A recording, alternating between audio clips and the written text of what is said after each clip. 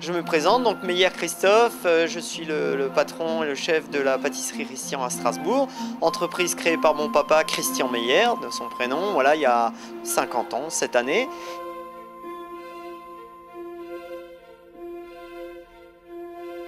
Mes deux sœurs, on a commencé très jeune. Mon père nous emmenait le mercredi, c'était le jour de congé normalement pour les autres enfants. Et déjà à l'âge de 10 ans, on commençait déjà à travailler. Bon, pas tous les mercredis, mais de temps en temps. Alors pendant que les copains et copines elles s'amusaient, nous on était déjà au travail. Et puis finalement non, à l'âge de 14 ans, je me souviendrai toute ma vie, mon père m'a demandé un jour, est-ce que tu veux continuer à la scolarité ou tu veux t'arrêter? Moi la scolarité ça m'intéressait pas, donc j'ai passé mon brevet de maîtrise à 24 ans. Donc voilà, je suis maître pâtissier chocolatier depuis pas mal d'années, puisqu'aujourd'hui j'ai 48 ans. Voilà. Justement, je fais peut-être partie d'une génération de transition et peut-être, je ne veux pas dire de l'intelligence, parce qu'après ce serait être prétentieux de ma part, mais si avoir une certaine vision en se disant de garder beaucoup de choses de ce qui vient du passé. Il faut avoir des bases et il ne faut pas renier les passés, parce que ça c'est important. On reconstruit mieux à partir des recettes du passé. On les retravaille, on les nettoie, je dirais, on les dépoussière. Mais on garde une idée, une trame. Et moi, quand je fabrique par exemple mes pralines, je pense toujours aux recettes de mon père.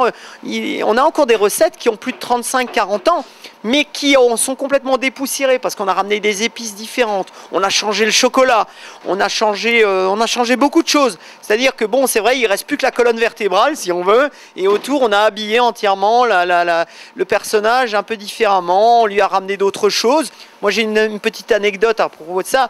Je ne suis rarement à la boutique, je suis toujours en fabrication.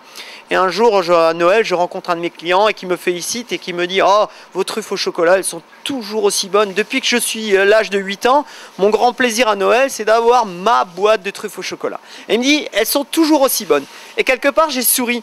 Et ce sourire, finalement, lui ne pouvait pas le comprendre.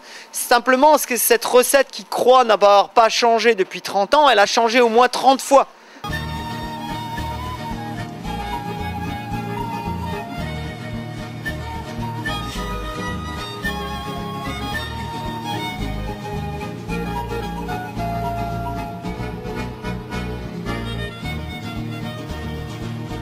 Le métier a évolué, on a évolué, les gens ont évolué, et comme on fait évoluer l'ensemble de choses dans un espèce de rythme, on a l'impression que ça ne bouge pas. Alors que finalement, tout bouge. On essaye de revendiquer encore plus, c'est-à-dire de revenir presque plus naturel par rapport à une certaine époque dans les années 80, c'est-à-dire de retrouver des sens beaucoup plus profonds.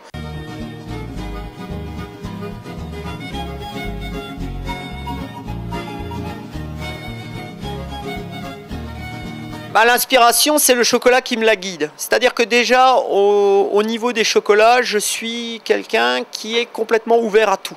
C'est-à-dire n'importe quoi. Après, je décide au niveau du goût si ça m'intéresse ou pas. Moi, je travaille aux sensations, c'est comme ça que je travaille.